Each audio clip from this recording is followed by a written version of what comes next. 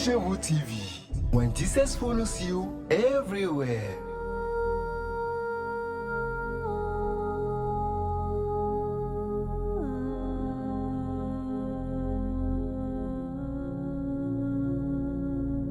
Shalom, shalom, chers internautes de Christ chez vous TV. Nous vous savons encore très nombreux branchés à vos écrans ce matin pour glorifier le Seigneur. Et nous rendons également grâce à Dieu parce qu'il nous a permis ce matin de nous retrouver dans un nouveau numéro de notre émission Rendez-vous Homme de Dieu. Alors ce matin, nous allons débattre sur le thème l'appel de Dieu. Et pour ce débat ou pour cette émission, nous avons à nos côtés un cher invité, un homme de Dieu puissamment loin qui est en train d'œuvrer dans le champ de l'Éternel. Je vais laisser le pasteur lui-même se présenter. Shalom, pasteur, soyez bienvenu. Merci beaucoup, Shalom. Et Shalom à tous ceux qui nous suivent. C'est le pasteur Dodi Rampo. Et je viens au nom de l'église La Part du Berger. Voilà. Merci beaucoup, pasteur. Alors, sans plus tarder, le thème qui nous rassemble ce matin et pour lequel nos fidèles internautes sont scotchés, c'est ça, l'appel de Dieu. Comment et pourquoi? C'est-à-dire comment Dieu appelle et pourquoi. Alors nous entendons souvent les gens dire Dieu m'a appelé, Dieu m'a appelé, Dieu m'a appelé. Bon, au fait, c'est quoi l'appel de Dieu, homme de Dieu? Est-ce que vous pouvez nous permettre de comprendre aujourd'hui ce que c'est que l'appel de Dieu? Je remercie le Seigneur pour ce thème. C'est l'un des thèmes les plus profonds et les plus difficiles à cerner. Parce que quand on parle de l'appel, il y a d'abord l'appel au sens large. Parce que Dieu appelle tous à une vie de ministère. C'est-à-dire que tous ceux qui viennent à Christ ont un ministère envers le prochain. Que tu sois menuisier, que tu sois un docteur, que tu sois... Quel que soit le boulot, ce que tu fais, nous avons un ministère envers nos prochains. Je peux être vétérinaire, mais parler de Christ à quelqu'un. Je peux être peut-être médecin et parler de Christ à quelqu'un. Et je pense même que ça, c'est plutôt des moyens par lesquels Dieu passe pour nous amener des gens, des personnes à qui nous devons annoncer l'évangile. Mais au-delà de ça, il y a des appels spécifiques. Et ces appels-là, souvent nous appelons les appels ministériels. Là, la personne est appelée à un ministère.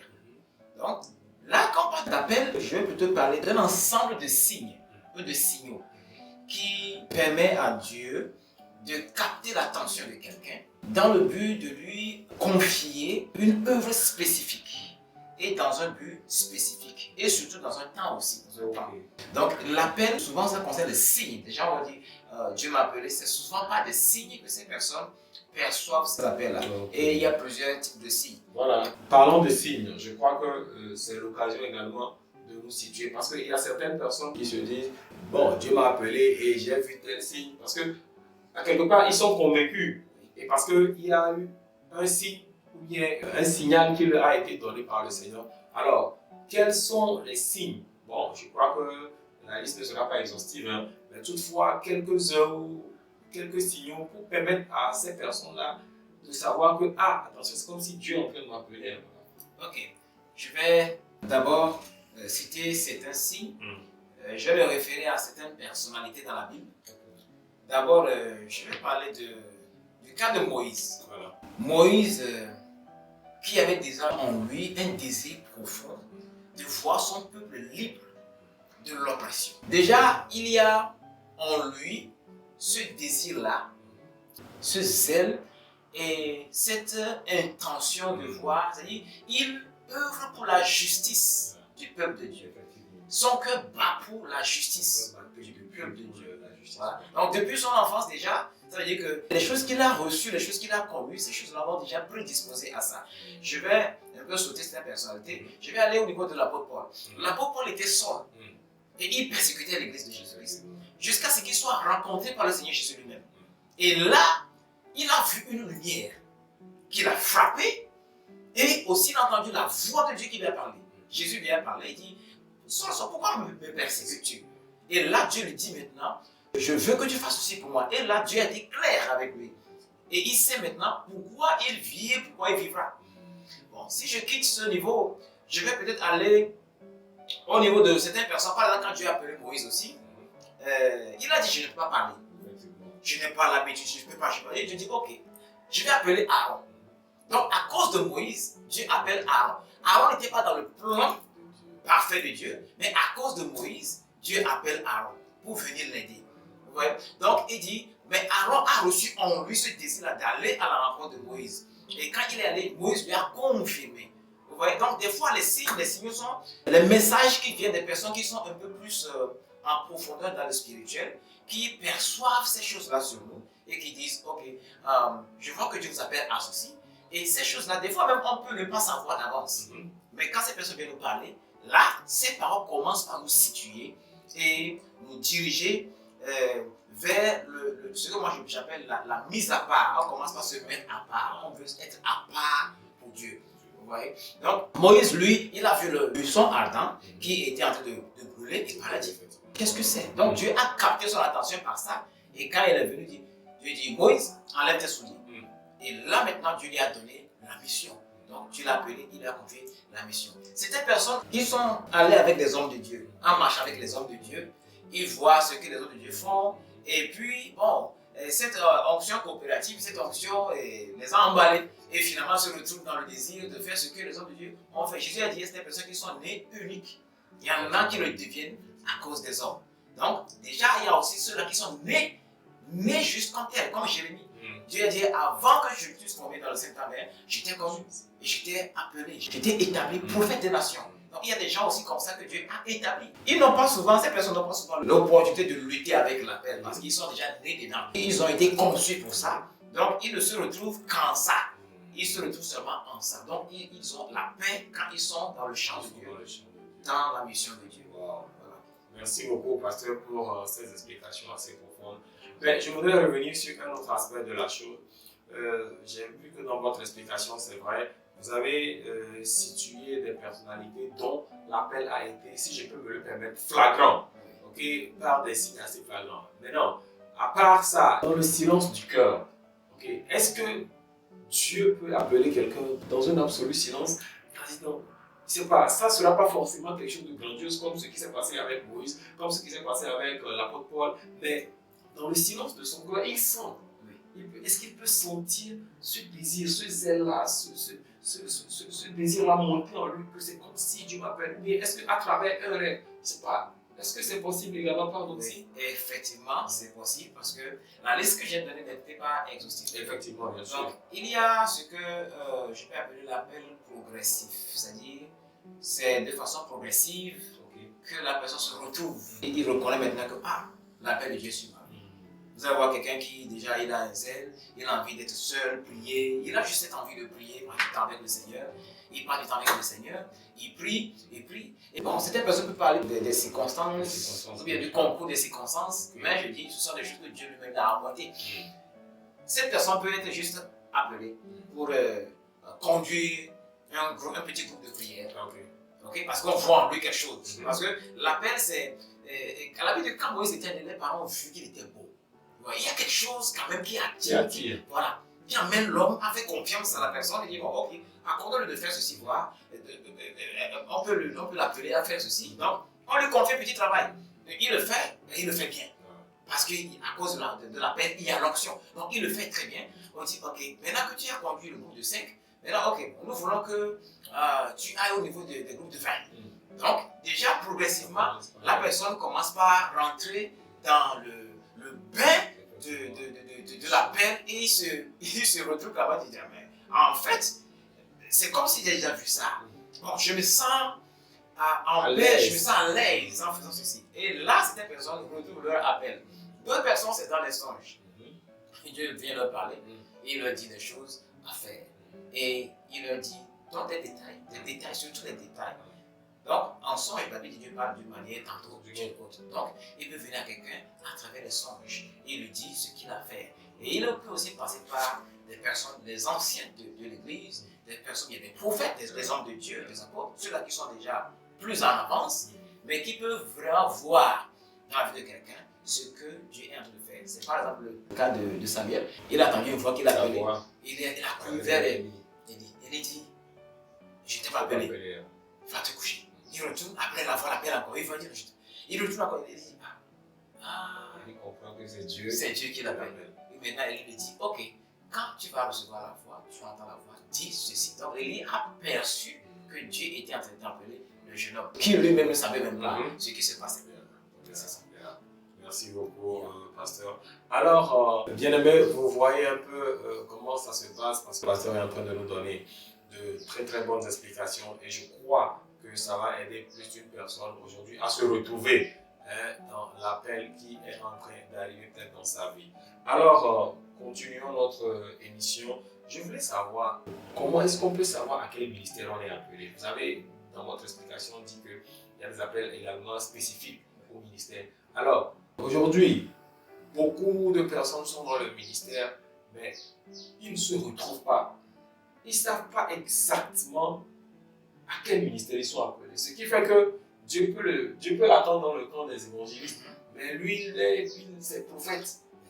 Dieu peut l'attendre d'être dans le camp des intercesseurs, mais lui, il veut être pasteur, ou bien il veut être... Voilà. Comment est-ce qu'on peut savoir à quel ministère effectivement on est appelé? Ok. C'est une question très pertinente. Merci. Et d'abord, le chrétien, la définition que je donne du chrétien, et que je retrouve vraiment faussée dans la vie de beaucoup de personnes, c'est quoi? Le chrétien, il est celui-là qui est un enfant de Dieu. Deux, il est en communion avec le Seigneur. Ça veut dire que Dieu est son meilleur ami. Il a beaucoup plus de temps avec le Seigneur qu'avec les hommes. Donc, quand je suis un ami et je suis ton ami, et que j'ai envie que tu fasses quelque chose pour moi, je te dis ce que je veux que tu fasses pour moi. Celui qui a appelé, lui qui a créé les oreilles, n'est pas sourd. Eh bien, il n'est pas muet. S'il a créé les oreilles, c'est pour parler. Quand il a mis Adam dans le jardin, il avait dit, le soir, il venait parler avec cet Adam. Mais le soir, quand il est venu, il dit, Adam, où es-tu? Cette question doit interpeller juste deux choses. Où es-tu? C'est-à-dire que là où je t'ai placé, donc le Dieu qui nous a appelés, il nous a appelés à servir. D'abord, nous étions chrétiens, nous avons accepté Christ. Si nous avons accepté Christ, donc ça veut dire qu'automatiquement, nous devons servir dans une église locale. En servant dans l'église locale, Dieu a placé sur nous des personnes qui peuvent facilement identifier quelque chose en nous et ce à quoi cela ressemble. C'est d'abord le premier point. Ces personnes ont le droit de percevoir sur nous quelque chose que Dieu a placé en nous et ce qu'il nous faut. Au temps des apôtres, la Bible dit qu'il était en train de faire le jeûne et le mystère. Et l'Esprit de Dieu a dit, mettez-moi à part pour l'œuvre à laquelle je les ai appelés. Donc, Dieu n'est pas allé juste vers Paul et Barnabas et dit, ok, bon, je vous appelle.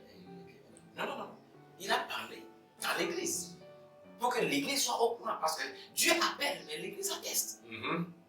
Si Dieu m'a appelé, ok, je ne vais pas juste me lever et dire, ok, comme Dieu m'a appelé, bon, je m'en vais. Et là, ça amène beaucoup de personnes dans la rébellion. Et c'est ça qui a fait que beaucoup de personnes ne se retrouvent pas. Parce que je l'avais dit avant, il y a ces appels qui sont des appels, c'est-à-dire qu'ils sont appelés à cause d'un ministère. C'est-à-dire que ce ministère a besoin de s'étendre. Ok, Dieu appelle certaines personnes.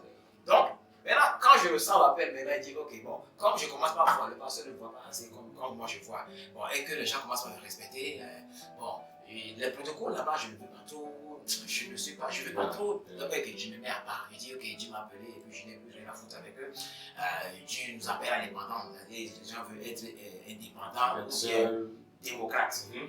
Il y a des démocrates dans le ministère, il n'y a pas la démocratie dans le ministère, voilà. Donc ils veulent aller loin, ils veulent aller faire quelque chose qui, bon, pour eux-mêmes. Et c'est là le problème. Donc quand Dieu appelle, pour connaître son appel, d'abord il y a ceux-là qui sont nos supérieurs, qui peuvent facilement nous identifier. Parce que si Dieu les a placés à nos têtes, c'est parce que Dieu sait qu'il va leur faire confiance. Et on doit aussi leur faire confiance pour qu'il nous guide. Ça c'est le premier point. Le deuxième point, c'est le fait que Dieu même nous dit ça. Dieu peut nous dire ça. Donc ça doit être une confirmation. Ça doit être une confirmation. Tout ça, ça doit être convergent vers un message clair et précis, un message unique que Dieu a appelé. Dieu m'a appelé à ceci. Okay? Donc Dieu m'a appelé à faire ceci, à faire ceci. Il y en a des gens qui savent que Dieu les a appelés, tout simplement pour bâtir leurs enfants, les enfants qu'ils ont eus à la maison. Et dans ces enfants, il y a des apôtres, il y a des prophètes, il y a des évangélistes. Donc, il sait que, c'est-à-dire, moi, mon appel, c'est de prendre soin de mes enfants, de les éduquer dans la parole. Parce que, en fait, mon ministère, c'est le ministère. Vous voyez? Donc, ce sont des choses que Dieu donne. Dieu éclaire chacun. C'est la raison pour laquelle je parle de la communion avec le Saint-Esprit. Dieu ne peut pas ne pas me dire ce à quoi il m'appelle, s'il m'appelle vraiment. C'est comme par exemple, Monsieur Paul, il dit présent, je veux que tu ailles au marché de Bossimi. Va m'acheter, ou bien va me prendre. J'ai déjà acheté 3 chèvres là-bas, j'ai payé. Va demander d'après Monsieur Z. Ok? Puisque j'ai appelé Monsieur Paul, je l'ai envoyé. Il y a Monsieur Abel qui est à côté. Quand il dit Monsieur Abel, viens. Puisque l'autre est allé, il est revenu. Et que je l'ai comblé de bien. Il dit ok, toi si je vais t'envoyer vers Bossimi. Donc, ce qui se passe souvent, c'est que beaucoup de personnes n'attendent même pas le reste du message. Effectivement. Comme l'autre a été envoyé à Bossimé, donc, et que j'ai été content, lui aussi veut courir vers Bossimé. Alors que son appel ne va même pas vers Bossimé, peut-être. C'est vers quelque part d'autre. Donc, il dépasse Bossimé. Il dépasse Bossimé carrément. Ou bien il va à Bossimé, mais il va vers la même personne, mais que je ne les ai même pas appelés. Et quand on rentre dans des choses comme ça ne peut prêter que confusion. Donc, il y a ceux-là. Souvent, on dit que le sel ne se modifie pas dans la sauce. C'est celui qui met le sel dans la sauce qui dit. Voilà. Donc, il y a des gens qui le voient et disent oh, tu es bon à ce côté, il faut te concentrer vers ici. C'est la raison pour laquelle nous avons des supérieurs auxquels nous devons vraiment nous soumettre. Merci beaucoup, homme de Dieu. Merci. Je crois également que ça nous permet de mieux voir. Parce que nous sommes à des endroits, nous sommes à des postes dans l'église où Dieu ne nous attend pas. Effectivement. Et ce qui fait que quand Dieu va venir maintenant faire le compte, ou peut-être Dieu va vouloir récompenser, on devrait peut-être te récompenser à un tel poste, mais comme tu n'es pas là-bas, tu n'auras pas ta récompense. Et c'est ça qui crée aussi des frustrations aujourd'hui dans le corps de Christ, qui fait que les gens pensent qu'ils travaillent pour Dieu, mais ils ne sont pas récompensés. Oui, effectivement. Parce que, par exemple, Dieu veut que tu balayes la chambre. Ça veut dire qu'à un temps T, il viendra utiliser la chambre. Ok. Comme les gens sont en train d'acclamer l'autre qui est en train de nettoyer les carreaux là-bas, tu vas t'acclamer et tu vas, tu nettoies les carreaux. On t'acclame. Donc les gens recherchent l'approbation des hommes. Et ils ne veulent pas, ils ne courent pas après l'approbation de Dieu. Je préfère passer dans la grâce de Dieu, savoir ce que Dieu veut que je fasse, que de courir. Parce que quand la lame est émoussée, celui qui l'utilise doit redoubler d'efforts. Mais la sagesse a l'avantage du succès. Ça veut dire, quand tu prends une machette qui est émoussée, tu vas redoubler d'efforts avant de pouvoir réussir ce que tu veux faire. Mais celui qui est sage va prendre son temps pour aiguiser sa machette d'abord. Donc la machette, c'est pour aller couper. Donc il ne va pas prendre la machette à la place de la roue. Donc si Dieu veut t'utiliser en tant que pasteur, et tu veux être prophète, parce que tu veux être pasteur doté de dons de prophétie. Mais le don de prophétie n'est pas le ministère de prophétie. Donc, puisque tu es pasteur, mais tu as le don de prophétie, maintenant tu cours vers la prophétie, tu es prophète. Et là, tu te rends compte que, parce que tu t'appelles prophète, les attaques qui viennent contre les prophètes, quand ça arrive, tu n'as pas la capacité de les affronter. Tu commences par subir. Et tu dis, tu m'as abandonné.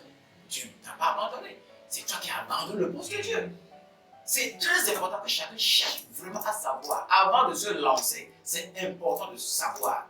C'est important de savoir. L'appel n'est pas juste comme on t'a appelé aujourd'hui, demain tu dois rentrer dans l'appel.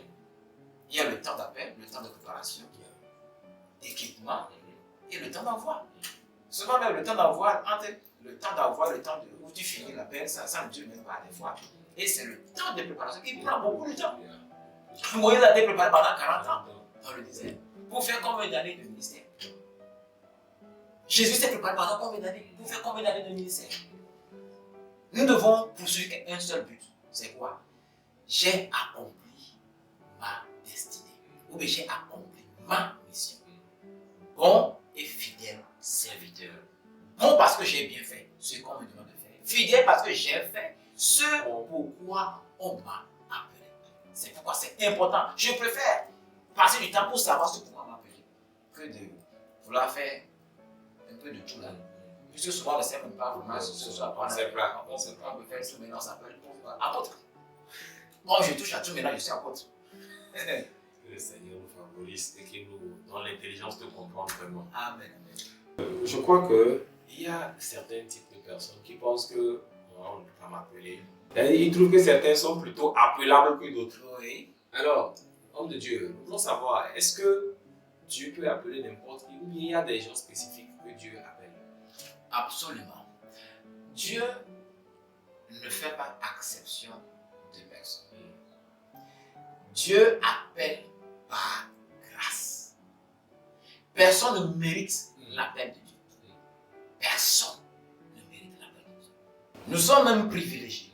C'est un privilège qu'on nous appelle à servir. Parce que d'abord, le service de Dieu nous impose le renoncement de soi-même.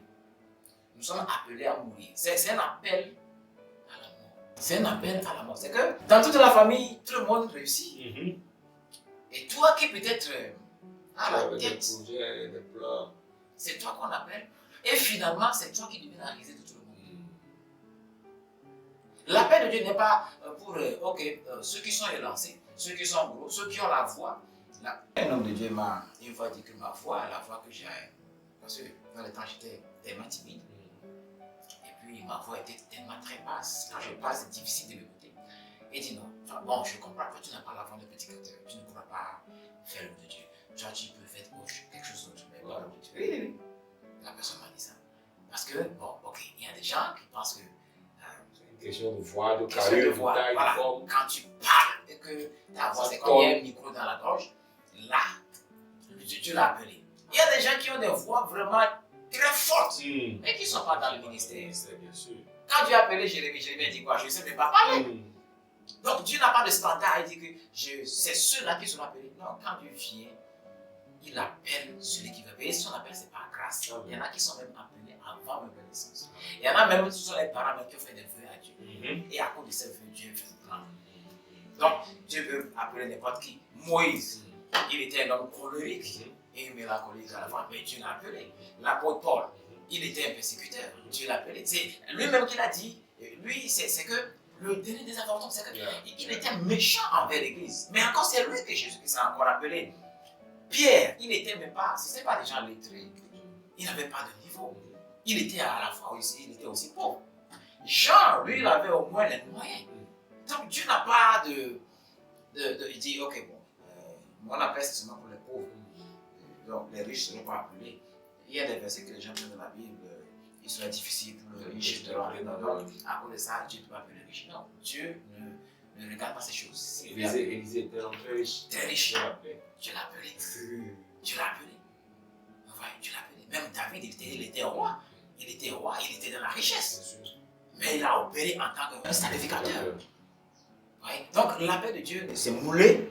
C'est moulé pour les gens qui de personnes. Et encore, puis les gens qui ont de bonnes vies, comme ceux-là, ils ont une bonne vie. Ils ont une bonne vie. Depuis leur naissance, quand tu les vois, ils sont corrects. C'est eux, Dieu va appeler bon. Ceux-là, leur vie. Non, ça dépend de ce que Dieu veut faire. Amen.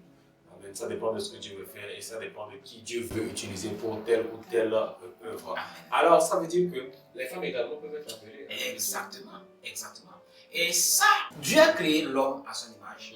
Mais est-ce que Dieu n'a pas créé la femme à son image? Bien sûr. Donc, ça veut dire qu'en Dieu, il y a les deux personnalités.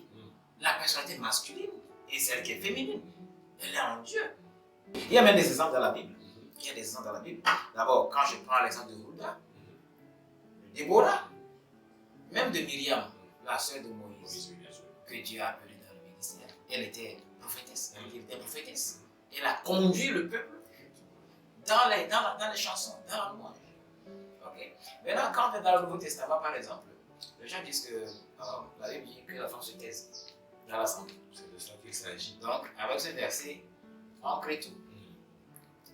Mais avant de dire ça, je vais d'abord retourner. Je veux qu'on lise même un verset dans Psaume 68. Je vais lire le verset 12. Ça, c'est le second. Ok. Dans cette version, c'est le verset 11. Ok.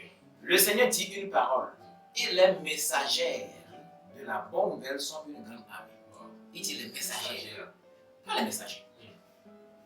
C'est les messagères. Donc, c'est les femmes qui portent le message. Il dit, le Seigneur dit une parole. Et les messagères de bonnes nouvelles sont une grande armée. La prédication, c'est quoi? C'est parler, mais dire une parole inspirée de Dieu. Donc, la prédication, c'est pas, on ne dit pas que je prêche quand je suis en face d'une grande foule. Non. Même en face de deux personnes. Bien sûr. C'est déjà une prédication. L'apôtre Jean a écrit une lettre à Kyria, l'élu et les femmes. Il leur donne des recommandations. De ne même pas accepter cette lettre. Donc, ça dit, Jean la rendait responsable de certaines activités, de certains comportements au sein de la communauté, là où elle est. Donc, si elle peut dire que tel n'est pas correct, tu ne rentres pas ici, ça veut dire qu'elle a aussi la capacité de dire telle doctrine, elle est correcte, telle doctrine, elle est fausse. Elle avait le droit de parler. Elle avait le droit de parler. Donc, le ministère de la femme, elle est d'actualité. Ceux-là qui sont en train de condamner le ministère de la femme, en fait, c'est parce qu'ils ne comprennent pas grand-chose concernant le ministère de la femme. Tout ce que la Bible n'accepte pas, c'est quoi? C'est le fait que la femme prenne l'autorité sur l'homme. C'est-à-dire que la femme reçoit le pouvoir, la foi plutôt, sur son mari. Et le mot femme là-bas, c'était gourmet. Le mot grec, c'est gourmet. Ça veut dire femme mariée, celle qui est mariée. Donc, ça, c'est une affaire de foyer. Et s'il y a quelque chose à demander, qu'elle demande à son mari à la maison. Ah ben, à l'église, que la femme se taise. Il n'y avait pas de prophétesse à l'église d'Antioche. C'est là qui a reçu la prophétie pour l'apôtre Paul. C'était des filles. Voilà, donc la femme a le droit de parler dans l'église. Et si elle a le droit de parler dans l'église, et si Jésus a dit à une femme, mais aux femmes, allez dire à mes disciples, pourquoi il n'a pas de disciples? Attendez, moi je vais me présenter à eux et je vais leur dire, allez leur dire. Il les envoie. Donc les premières personnes qui ont été envoyées après la résurrection, c'était les femmes. C'était les femmes. C'était les femmes. Donc on ne peut pas bafouer, bien bâcler le ministère aussi important de la femme. La Bible dit que par la femme, la chute, c'est-à-dire la femme était faible, elle était. Bon, et il dit, elle sera sauvée en devenant mère. En devenant mère, c'est-à-dire porteur de semence. Et la semence, c'est la parole. La semence, c'est la parole. Et quand nous voyons dans ces derniers temps, Dieu, le ministère des femmes devient de plus en plus récurrent. Récurrent. Le ministère des femmes, elle est d'actualité. Et souvent, je dis souvent aux hommes, à ceux-là qui veulent empêcher les femmes de faire le ministère, d'éviter ou bien de faire tout pour ne pas se retrouver en train de combattre Dieu. De combattre Dieu. Mais la femme, elle doit être soumise. Le problème de la femme, c'est la soumission. Parce que quand la femme commence par se retrouver en position de puissance, il y a donc, Dieu brise d'abord ça. Et il lui confie. Amen.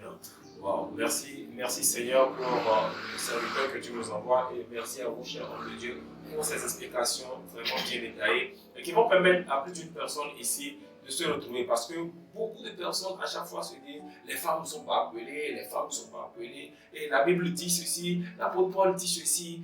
Mais la Bible dit dans Joël 2,28, il dit en ce temps je répandrai mon esprit sur toute chair. Et il a parlé des fils et des filles. Voilà. Il n'a pas choisi seulement un genre. Alors donc, si aujourd'hui, nous sommes encore ces personnes-là qui sont en train de combattre ou d'empêcher les femmes, je crois que nous risquons de faire fausse route. Et vraiment, comme l'homme de Dieu l'a dit, ne faisons pas l'erreur de tomber en guerre avec Dieu. Effectivement. Parce qu'il a appelé quelqu'un ou quelqu'une à son œuvre. Alors, merci beaucoup, homme de Dieu. Je crois que c'est sur ce dernier point des femmes que nous allons nous arrêter. Mais vous avez un mot de fait, quelqu'un est là, il est en train de se dire, bon voilà, je crois que j'ai déjà des signes, j'étais en train de douter, j'ai peur, vraiment l'œuvre de Dieu, ce n'est pas ça, aujourd'hui c'est incertain. Qu'est-ce que vous pouvez dire à cette personne pour l'encourager? Ok. D'abord, l'appel de Dieu ne signifie pas la perfection. C'est pas parce que tu es parfait que Dieu vous appelle. Ou bien c'est pas parce que vous êtes appelé que automatiquement vous devenez parfait. L'erreur est le meilleur enseignant dans le ministère. Donc, si vous traversez quelque chose qui essaie de vous décourager, reprenez votre courage. La Bible dit que lorsque David était persécuté. Il n'avait plus personne pour le Personne qui se conforter. confie, oui.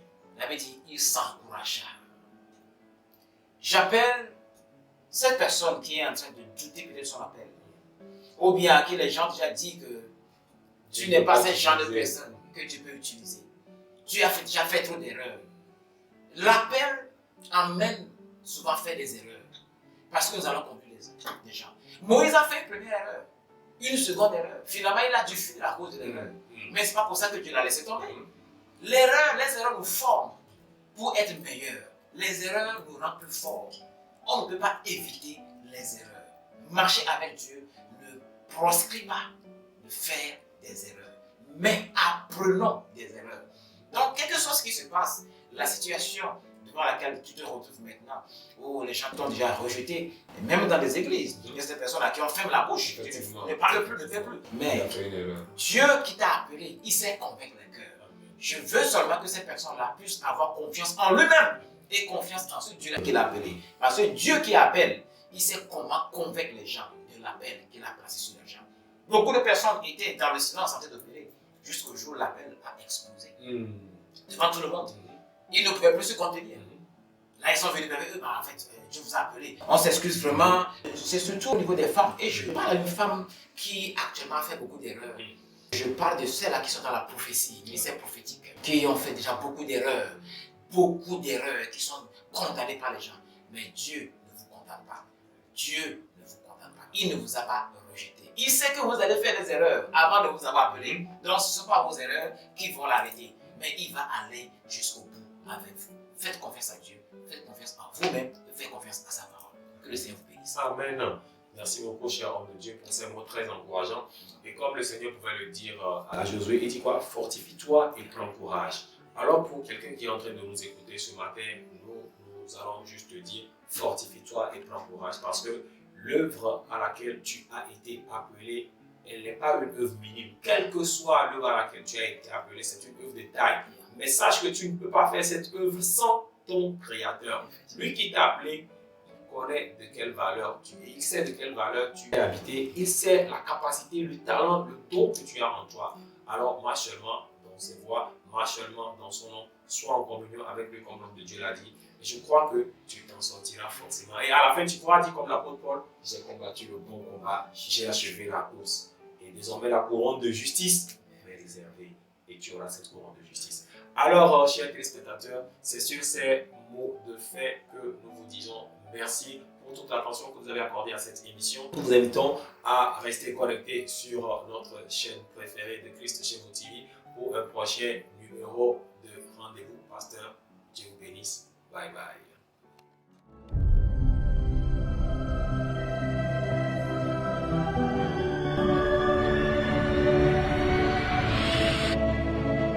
Christ Shewu TV. When Jesus follows you everywhere.